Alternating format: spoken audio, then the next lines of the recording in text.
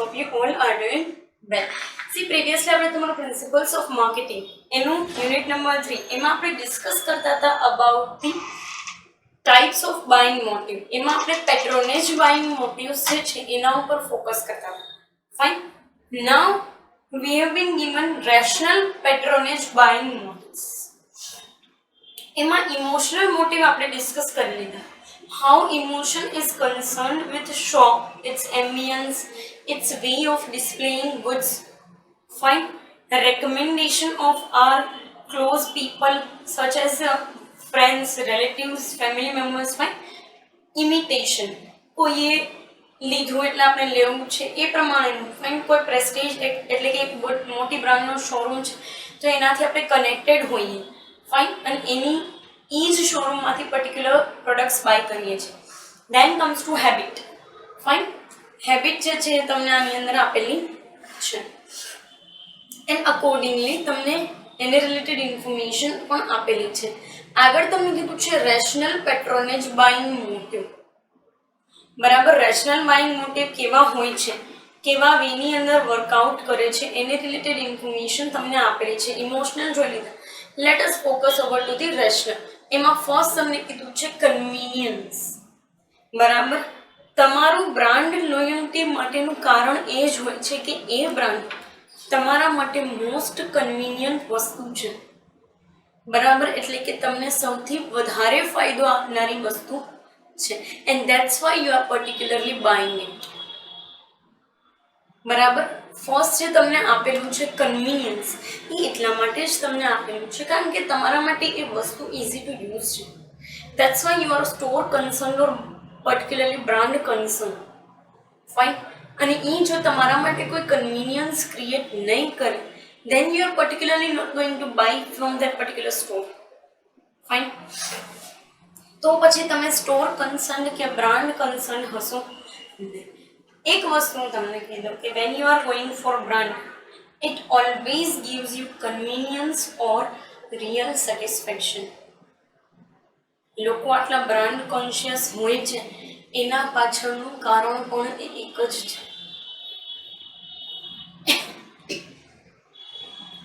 કે એ વસ્તુ તમારા માટે ઇઝીનેસ ક્રિએટ કરે છે. easy to use, easy to wear, easy to carry, easy to go.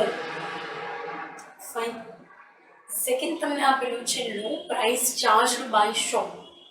હા, આપણે શોપ કોન્શિયસ કે શોપ લોયલ એટલા માટે હોઈએ છીએ કારણ કે એ લોકો આપણી પાસેથી ઓછા પ્રાઇસ ચાર્જ કરે છે. જેટલી ઓછી પ્રાઇસ એ લોકો આપણી પાસેથી ચાર્જ કરશે એટલું જ જે છે એ આપણા માટે બેનિફિશિયલ હશે એ વસ્તુ. ફાઇન. કારણ કે તમને આઈડિયા છે જ કે આ પર્ટિક્યુલર વસ્તુની કિંમત આટલી જ હોવી જોઈએ. Of course you are not going to pay more than that. તો જે શોપ તમને અફોર્ડેબલ છે એટલા પ્રાઇઝમાં એ વસ્તુ આપે છે so of course you become shop loyal. બરાબર. તો પછી તમે એ શોપ સાથે લોયલ બનો છો, તમે એ શોપ માટે વર્કઆઉટ કરવાનું સ્ટાર્ટ કરશો. Fine. So that is the only perspective, that is the only idea. Fine. Third તમને કીધું છે ક્રેડિટ ફેસિલિટીઝ ઓફર્ડ. યસ, બહુ ઇમ્પોર્ટન્ટ વસ્તુ છે. તમારી પાસે કેશ ઓન હેન્ડ નથી and if some shop is offering you credit facility કે ભાઈ કાંઈ વાંધો નહીં અત્યારે તમે વસ્તુ લઈ જાઓ પછી આપી દેજો. હવે આના માટે છે ને હું તમને એક ઇન્ટરેસ્ટિંગ વસ્તુ કહું કે તમારા મધર ફાધર કે તમારા ગ્રાન્ડફાધર ગ્રાન્ડમધર બરાબર એ લોકો જે શોપમાંથી વસ્તુ પરચેસ કરતા હોય ત્યાંથી જ તમે પણ એ જ શોપમાંથી તમે વસ્તુ પરચેસ કરો છો. બરાબર. તમે ઘણી વખત લોકોને કહેતા સાંભળ્યા હશે કે આ અમારા જ્વેલર્સ છે. અમારા જ્વેલર્સ એટલે તમે વર્ષોથી એ જ જ્વેલર્સ પાસેથી જ્વેલરી પરચેસ કરો છો. આ અમારા કરિયાણાવાળા છે, આ અમારું દૂધવાળું છે. શું કામ? કારણ કે તમને ખબર છે કે તમે વર્ષોથી એની પાસેથી વસ્તુ લ્યો છો, તમે એના લોયલ કસ્ટમર છો તો સામે એ લોકો તમને ક્રેડિટ ફેસિલિટી પણ આપશે.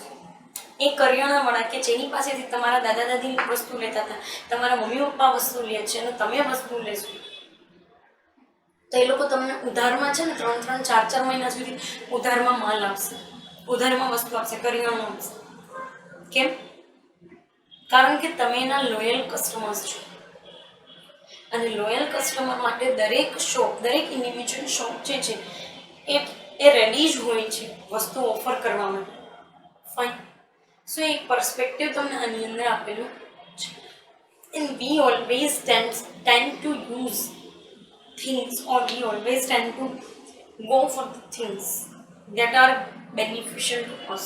અને સેમ વે તમે કોઈ જગ્યાએથી નોર્મલી પણ ડેઇલી બેસિસ ઉપર પરચેસ કરતા હોય ને તો એ લોકો તમને ઉધારમાં વસ્તુ આપે. તમે સિમ્પલી એને કહી દો છો કે લખી નાખજો અમારા ખાતામાં. ફાઇન. અને એ તમે લોયલ કન્ઝ્યુમર છો એટલા માટે તમને આવી ફેસિલિટી આપવામાં આવે છે. ફાઇન. આગળ તમને કીધું છે સર્વિસીસ ઓફર્ડ. યસ, ઘણી વખત આપણે છે ને પ્રાઇસ કરતાં પણ આપણને જે સર્વિસ આપવામાં આવે ને એનાથી આપણે અટ્રેક્ટ થઈએ છીએ. તમે કોઈ રેસ્ટોરન્ટની અંદર જાઓ છો, બરાબર, એ લોકો તમને બેસ્ટ સર્વિસીસ ઓફર કરે છે, બરાબર. તમે જે વસ્તુ મંગાવો છો હાજર કરે છે. કોઈ ફૂડ કસ્ટમાઇઝ કરાવવું છે તો એ લોકો તમને ફૂડ કસ્ટમાઇઝ કરી દે છે, બરાબર. આ સર્વિસ છે ને એ જ આપણી લોયલ્ટી જે છે એ ક્રિએટ કરે છે કોઈ વસ્તુ માટે. ફાઇન. બીજું એક એક્ઝામ્પલ આપો. તમે કોઈ બેંકની, તમે જે બેંકમાં ઓપન કરાવેલું છે અકાઉન્ટ, ફાઇન, તમે બધા ટ્રાન્ઝેક્શન ત્યાં જ કરવા માટે જાઓ છો. કેમ? કારણ કે બેંકનો સ્ટાફ બહુ સપોર્ટિવ છે. સો એ એક વસ્તુ છે. બીજું તમને એક્ઝામ્પલ આપું. તમે કોઈ પણ બિઝનેસ છો અને સામેવાળી કંપની પણ પોતે બિઝનેસ છે, એટલે કે તમે B2B ની અંદર ડીલ કરો છો, બિઝનેસ ટુ બિઝનેસ ટ્રાન્ઝેક્શન્સ કે બિઝનેસ ટુ બિઝનેસની અંદર.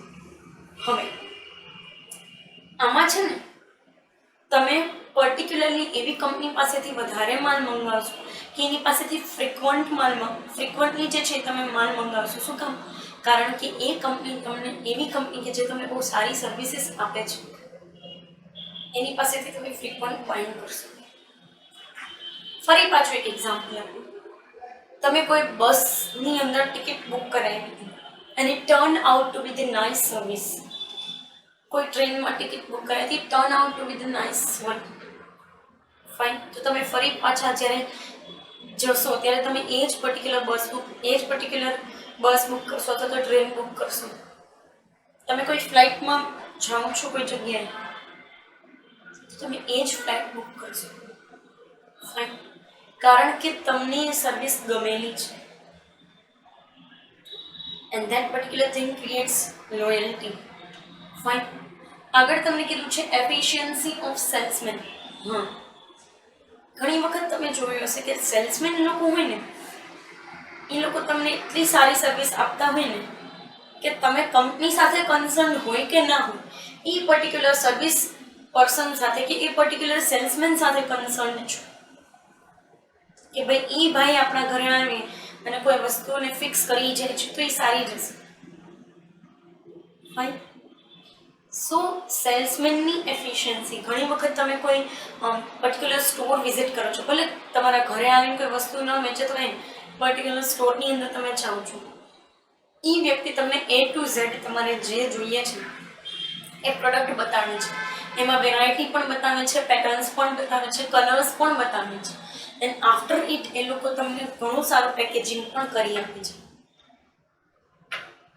સો what particular this thing is efficiency of salesman. Fine.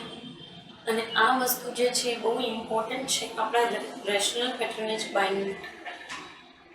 કારણ કે તમે જ્યારે એની સાથે કન્સર્ન હો છો ત્યારે તમે એક પર્ટિક્યુલર એલિમેન્ટને લઈને ચાલો છો કે અહીંયા સારી સર્વિસ નથી મળી, બીજી વાર આપણે અહીંયા નહીં આવે. કોઈ જાય તોય તમે એને એમ કહો કે ત્યાં ન જતા, મજા નહીં આવે. ફાઇન. આગળ તમને કીધું છે wide choice. Yes, if you are store loyal or brand loyal, એવી કંપની માટે તમે કન્સર્ન છો કે જેની પાસે વાઇડ એરા ઓફ પ્રોડક્ટ છે. ઘણી બધી પ્રોડક્ટ્સ, એક જ વસ્તુ એક જ કેટેગરી જે છે એની અંદર ઘણી બધી પ્રોડક્ટ્સ છે, અથવા તો એક પ્રોડક્ટ છે એની અંદર ઘણી બધી પેટર્ન્સ છે, વેરાયટી છે, એટલા માટે તમે એની સાથે જોડાયેલા છો, કારણ કે તમને અલગ અલગ વસ્તુમાંથી ચૂઝ કરવું ગમશે. then choosing only one. fine. સો એ એક પર્સપેક્ટિવ જે છે એ તમને આની અંદર આપેલો છે. આગળ તમને કીધું છે ટ્રીટમેન્ટ.